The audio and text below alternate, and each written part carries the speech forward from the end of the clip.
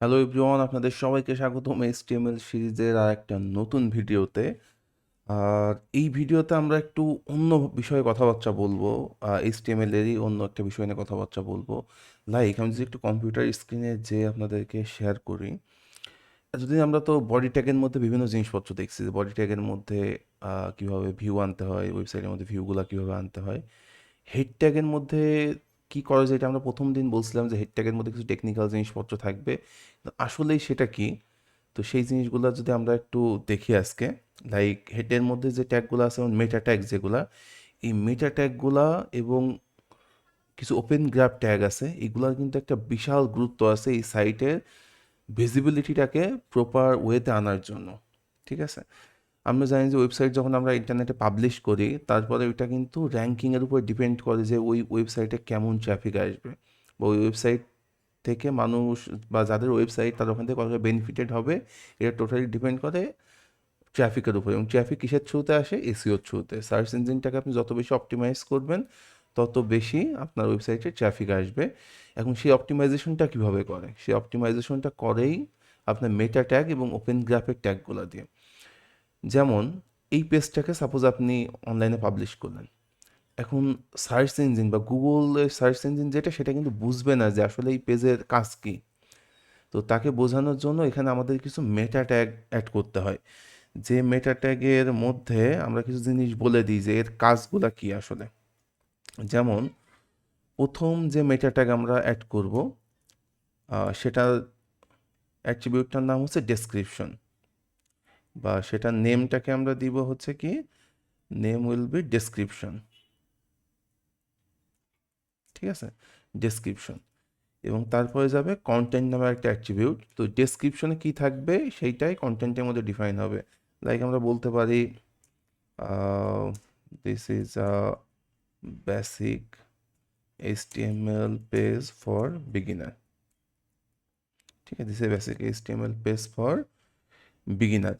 তার মানে কি হলো, এখন কিন্তু গুগল বুঝতে পারলো যে এই পেজটার কাজ হচ্ছে, এটা হচ্ছে বেসিক একটা HTML পেজ বিগিনারদের জন্য। কিন্তু এটা যদি আমি না দিতাম তাহলে কিন্তু গুগল বুঝতো না।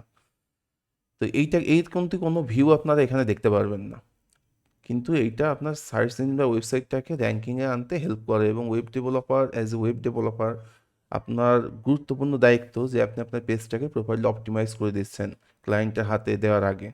ঠিক আছে, তারপর আমরা এর সাথে আরেকটা যেটা করতে পারি, আরেকটা যে মেটা ট্যাগ। মেটা ট্যাগ কিন্তু অনেক মেটা ট্যাগ আছে, আমি জাস্ট আপনাদের বেসিক কয়েকটা দেখাচ্ছি, বাকিটা আপনারা নিজের মতো করে দেখে নেবেন। আমি জাস্ট আপনাকে বেসিক আইডিয়াটা দিচ্ছি কীভাবে জিনিসটা করে। এবং আমরা জানি যে প্রতিটা ওয়েবসাইট কিছু কিওয়ার্ডের উপর র্যাঙ্ক করে, তাই না? এখন কিওয়ার্ডগুলো আমি কোথায় বসাবো ওয়েবসাইটে? কিওয়ার্ডগুলোও কিন্তু আমাকে এখানে বসাইতে হবে। লাইক নেমের মধ্যে এবার আমি দিব কিওয়ার্ডস।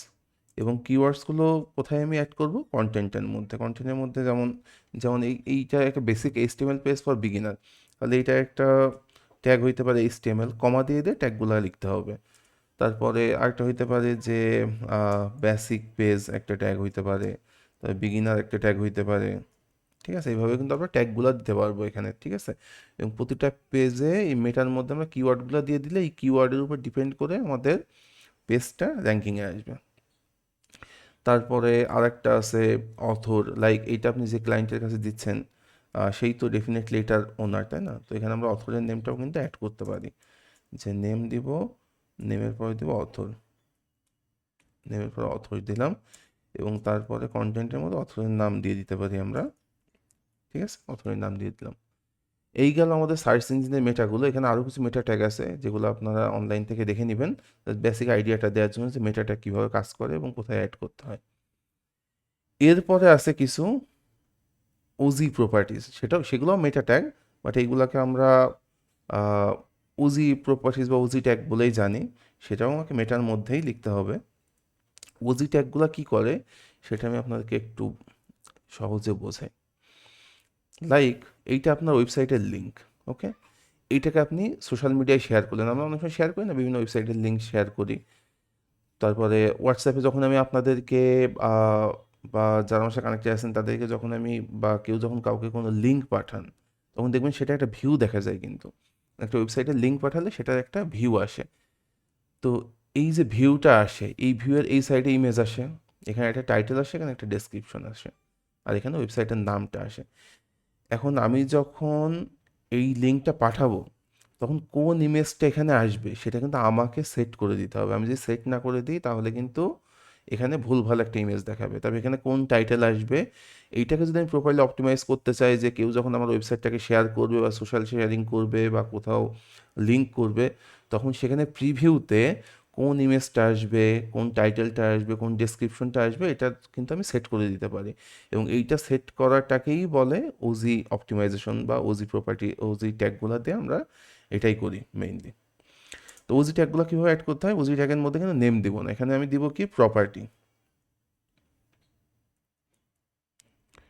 এখানে আমি দেবো প্রপার্টি, এবং প্রপার্টির মধ্যে আমাকে কি করতে হবে বলেন তো? প্রপার্টির মধ্যে আমি প্রথমে লিখবো ওজি, তারপর ক্লোন দিয়ে লিখবো টাইটেল, ঠিক আছে? এরপরে আমি লিখবো কন্টেন্ট। এই ওজি প্রপার্টি টাইটেল দিলাম না, এখন যদি এই টাইটেলটা বা এখানে যদি আমি টাইটেল দিই যে HTML পেজ, ঠিক আছে? এই যে ওজি টাইটেল দিয়ে দিলাম। এখন কি হবে, আমি যখন কোথাও শেয়ার করবো এটা, তখন টাইটেলের এই জায়গাতে লেখা আসবে কি ওজি টাইটেল, কজ আমি এখন এটা সেট করে দিয়েছি। একইভাবে আমরা যদি চাই যে ইমেজটা কি আসবে সেটা সেট করব, তাহলে কি করতে হবে বলেন তো? একইভাবে জাস্ট এটাকে একটা কপি বানাই নেন নিচেই, এবং ওজি টাইটেলের জায়গায় আপনি এখানে দিয়ে দেন ওজি ইমেজ, এবং কন্টেন্টের জায়গায় আপনি লিঙ্কটা দিয়ে দিলেন, ঠিক আছে? এইচটিটিপি দিয়ে যে লিঙ্কটা থাকে সেই একটা ইমেজের লিঙ্ক এখানে আপনি অ্যাড করে দিলেন। দিলে কি হবে, ও কিন্তু তখন ওই ইমেজটাকে দেখাবে, ঠিক আছে? যখন কেউ সোশ্যাল শেয়ারিং করবে তখন এই ইমেজের জায়গায় ওই ইমেজটা দেখাবে। এগেইন এইটা আপনাদের কিছুটা মাথার উপর দিয়ে যাইতে পারে, বাট বিলিভ মি, আপনি যদি এইভাবে অপটিমাইজ করেন, ওই পেজটা ডেফিনেটলি অনেক ভালো ওয়ার্ক করবে। এবং এটা আসলে কোনো ভিউ দেখা যায় না, কিন্তু এটা হলো বেস্ট প্র্যাকটিসেস, এটা আপনাকে প্র্যাকটিস করতে হবে। তারপরে ডেসক্রিপশন কি হবে সেটাও আমরা এখান থেকে সিলেক্ট করে দিতে পারি। একইভাবে জাস্ট এটার একটা আপনি কপি বানাই নেন এখান থেকে, এবং টাইটেলের জায়গায় ওজি কিন্তু সব জায়গায় সেম থাকবে, টাইটেলের জায়গায় আপনি লিখে দেন ডেসক্রিপশন। ডেসক্রিপশন লিখে দিলাম, এবং কন্টেন্টের জায়গায় আপনি এখানে একটা ডেসক্রিপশন দিয়ে দিতে পারেন। এই সেম ডেসক্রিপশনটাও আপনি এখান থেকে কপি করে আনতে পারেন, দিয়ে এখানে দিয়ে দিলেন। এইভাবে ওজি আরও অনেক প্রপার্টিস আছে, যেমন ওজি টাইপ আছে, টাইপের মধ্যে এটা কি ওয়েবসাইট হবে নাকি কি হবে। ওজি ইউআরএল আছে, এরকম কিন্তু অনেকগুলো টাইপ আছে ওজি। তো এই সবগুলো আপনারা একটু অনলাইন থেকে দেখে নেবেন যে ওজি আর কী কী প্রপার্টি আছে, মেটার কী কী প্রপার্টিস আছে। জাস্ট এইগুলো হেডট্যাগের মধ্যে অ্যাড করতে হয়, এবং এটার জন্য কি পার্থক্য আসে সেটা আপনাদের একটু বোঝানোর চেষ্টা করলাম। তো এটা আপনারা একটু প্র্যাকটিস করতে থাকেন। দেখা হচ্ছে নেক্সট ক্লাসে।